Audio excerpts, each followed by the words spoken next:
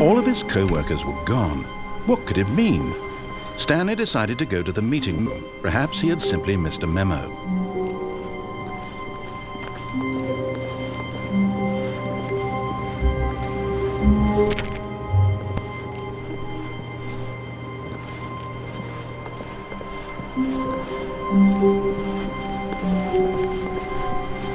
When Stanley came to a set of 2 open doors, he entered the door on his left.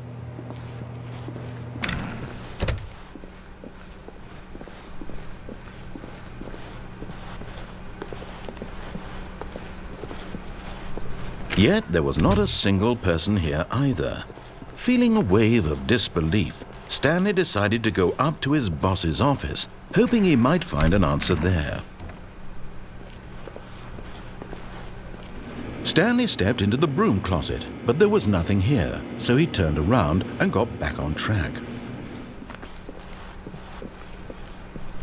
Coming to a staircase, Stanley walked upstairs to his boss's office.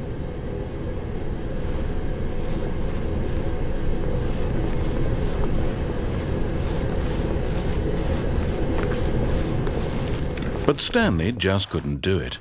He considered the possibility of facing his boss, admitting he had left his post during work hours. He might be fired for that. And in such a competitive economy, why had he taken that risk? All because he believed everyone had vanished? His boss would think he was crazy. And then something occurred to Stanley. Maybe, he thought to himself, maybe I am crazy. All of my co-workers blinking mysteriously out of existence in a single moment for no reason at all? None of it made any logical sense. And as Stanley pondered this, he began to make other strange observations. For example, why couldn't he see his feet when he looked down? Why did doors close automatically behind him wherever he went? And for that matter, these rooms were starting to look pretty familiar. Were they simply repeating?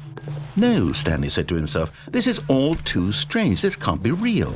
And at last, he came to the conclusion that had been on the tip of his tongue. He just hadn't found the words for it. "I'm dreaming!" he yelled. "This is all a dream." Oh, what a relief Stanley felt to have finally found an answer, an explanation. His co-workers weren't actually gone. He wasn't going to lose his job. He wasn't crazy after all. And he thought to himself, I suppose I'll wake up soon. I'll have to go back to my boring real-life job pushing buttons. I may as well enjoy this while I'm still lucid. So he imagined himself flying and began to gently float above the ground. Then he imagined himself soaring through space on a magical starfield, and it too appeared. It was so much fun, and Stanley marveled that he had still not woken up. How was he remaining so lucid? And then perhaps the strangest question of them all entered Stanley's head. One he was amazed he hadn't asked himself sooner. Why is there a voice in my head dictating everything that I'm doing and thinking? Now the voice was describing itself being considered by Stanley, who found it particularly strange. I'm dreaming about a voice describing me, thinking about how it's describing my thoughts, he thought. And while he thought it all very odd and wondered if this voice spoke to all people in their dreams, the truth was that, of course, this was not a dream. How could it be? Was Stanley simply deceiving himself, believing that if he's asleep, he doesn't have to take responsibility for himself? Stanley is as awake right now as he's ever been in his life. Now, hearing the voice speak these words was quite a shock to Stanley. After all, he knew for certain, beyond a doubt, that this was in fact a dream. Did the voice not see him float and make the magical stars just a moment ago? How else would the voice explain all that? This voice was a part of himself too. Surely, if he could just... He would prove it. He would prove that he was in control, that this was a dream.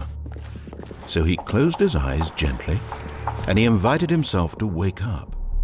He felt the cool weight of the blanket on his skin, the press of the mattress on his back, the fresh air of a world outside this one. Let me wake up, he thought to himself. I'm through with this dream. I wish it to be over. Let me go back to my job. Let me continue pushing the buttons. Please, it's all I want. I want my apartment, and my wife, and my job. All I want is my life exactly the way it's always been. My life is normal. I am normal. Everything will be fine. I am okay.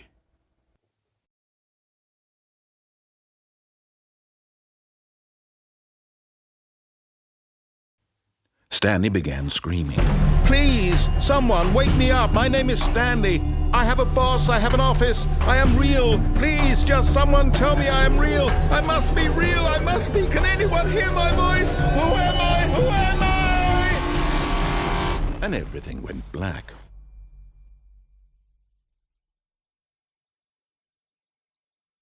This is the story of a woman named Mariella.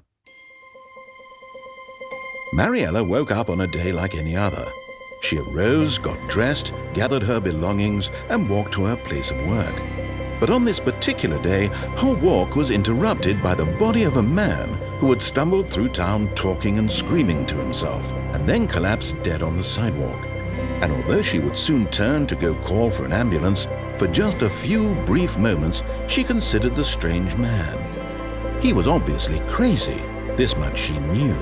Everyone knows what crazy people look like. And in that moment, she thought to herself how lucky she was to be normal. I am sane. I am in control of my mind. I know what is real and what isn't. It was comforting to think this, and in a certain way, seeing this man made her feel better. But then she remembered the meeting she had scheduled for that day. The very important people whose impressions of her would affect her career, and by extension, the rest of her life. She had no time for this, so it was only a moment that she stood there, staring down at the body. And then she turned and ran.